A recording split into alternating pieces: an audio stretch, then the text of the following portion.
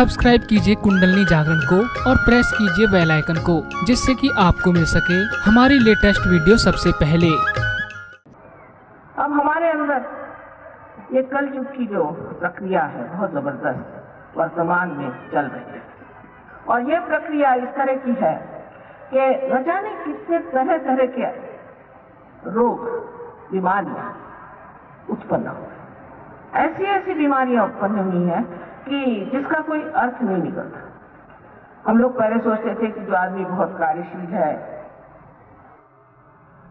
और बहुत कार्य करता है वो आदमी विशेष रूप से एक बड़ा महान आदमी है। लेकिन अब देखा गया कि जो आदमी हर समय सिर्फ काम ही में लगा रहता है वो भी अपने चेतन मन को, कॉन्शियस माइंड को इतना इस्तेमाल करता है कि उसका चेतन मन ही थक जाता है। इसके बारे में मैंने 8-10 साल पहले अमेरिका में बताया था, किसी ने सुना नहीं, वो आज बात सत्य में आ गई। तो ऐसे लोगों का यह हाल है कि उनका चेतन मन कार्यान्वित नहीं हो सकता। समझ लीजिए हम इसे पकड़ना चाहें तो पकड़ सकते हैं, वो अनजाने में, स्पॉन्टेनियसली, सहज में। किंतु अगर हम जान के चाहे कि हम अपना हाथ बढ़ाएं तो हाथ भी नहीं उठेगा, पैर भी नहीं उठेंगे।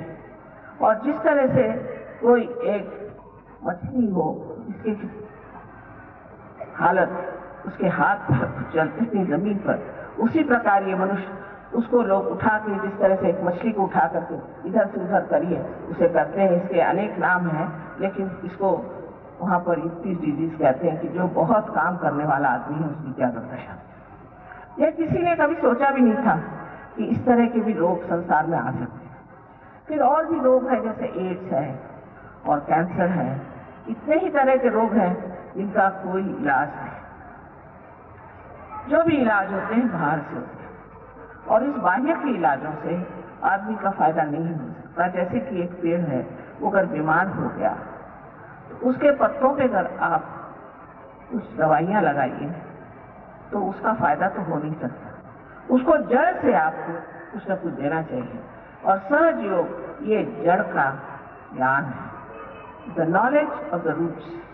और उसलिए आपको सूक्ष्म होकर के अपनी जड़ों में उतरना चाहिए। और जब ये जड़ें आपकी प्लावित हो जाए, नरिश हो जाए, तो आप हठात अच्छे हो जाते हैं। कोई मैं करती हूँ या कोई और करता है, ऐसी बात नहीं। यह आपकी कुंडलिनी ही, जिसके बारे में अभी डॉक्टर साहब ने बताया, ये कुंडलिनी ही ये कार्य को करती है। और इतना चमत्कार पूर्ण है कि देखकर आश्चर्य होता है कि ये कैसे हो गया, ये कैसे हो रहा है। इतनी इसमें बातें हो जाती हैं कि आदमी आश्चर्यचकित होता है। बहुत आश्चर्य की बात है। इस पर मेरा लेना देना कुछ नहीं बनता। ये आपकी कुंडलिनी है, ये आपकी माँ है, और आपके सबके अंदर ये स्थितिगत है। अगर हम ये कह रहे हैं कि है, तो इसमें झगड़ा करने की कौन सी बात है। अगर ये आपके अंदर धन है तो इसे प्राप्त करें और इसका उपयोग करें, इसको इस्तेमाल करें अपने अंदर। इतना ही नहीं पर दूसरों का भी आप लाभ कर सकते हैं। मैं कल आप लोगों को इसके बारे में बताऊंगी कि आत्मा क्या चीज है, क्योंकि आज तक आत्मा के बारे में कोई किसी को बता नहीं पाया।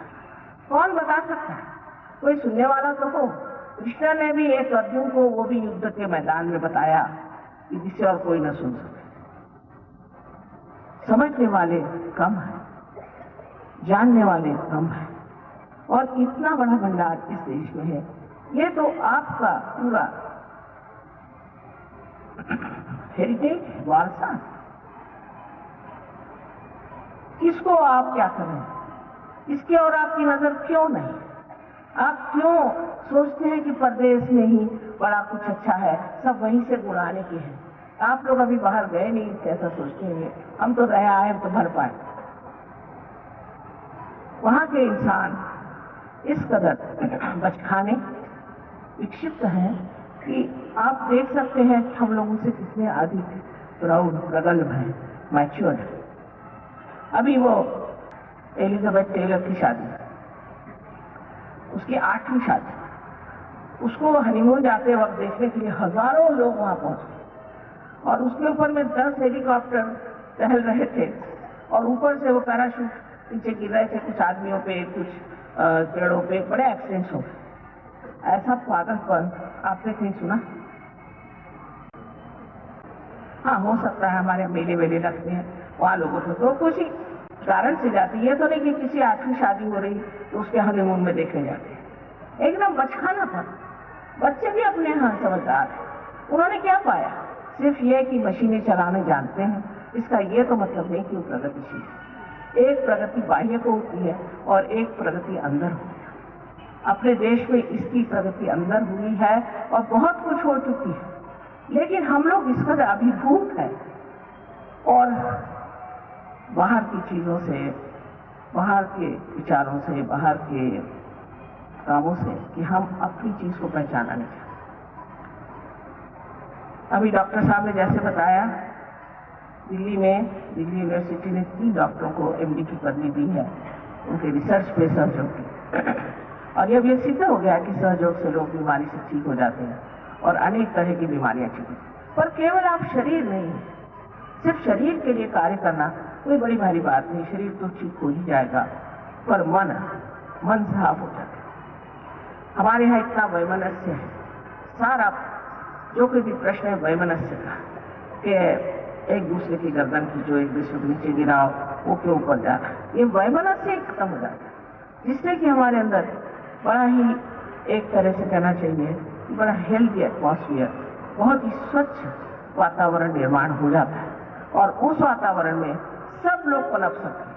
पर एक दूसरों से वैमनस्य करना ये अब हम लोगों की मानो जैसी कोई भारतीय संस्कृति की देन ही है कि हम एक दूसरों से वैमनस्य। उसी प्रकार हर तरह की असुरक्षितता होने की वजह से भी हम लोगों में भ्रष्टाचार बहुत बढ़ गया।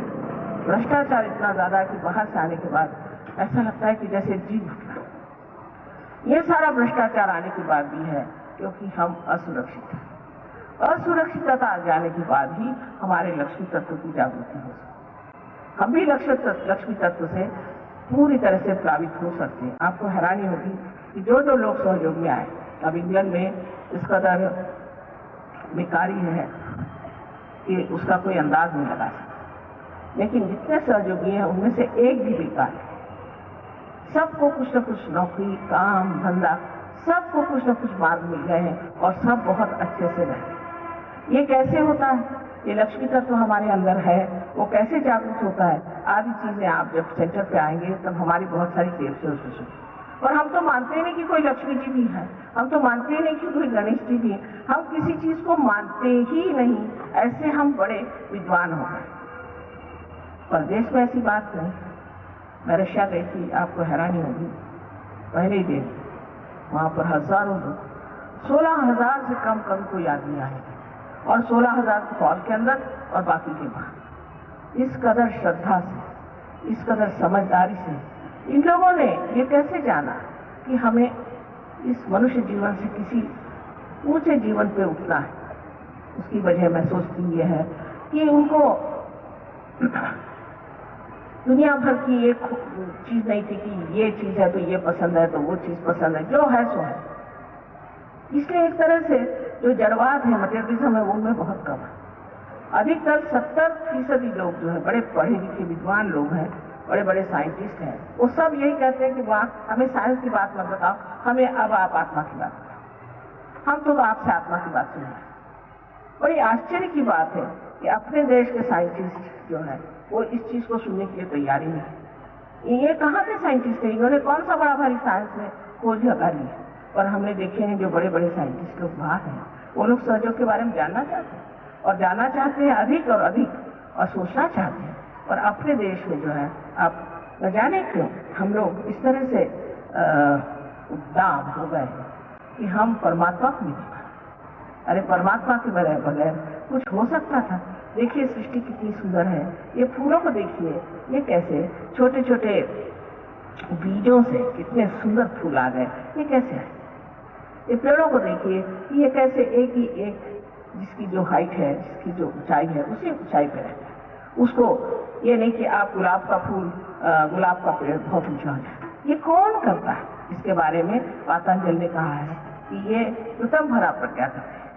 ये उत्तम भरा प्रज्ञा, ये प्रज्ञा, ये शक्ति चारों तरफ फैली हुई है, इसे हमारे यहाँ परम चैतन्य कहते हैं और इसको कुरान में रूह कहते हैं।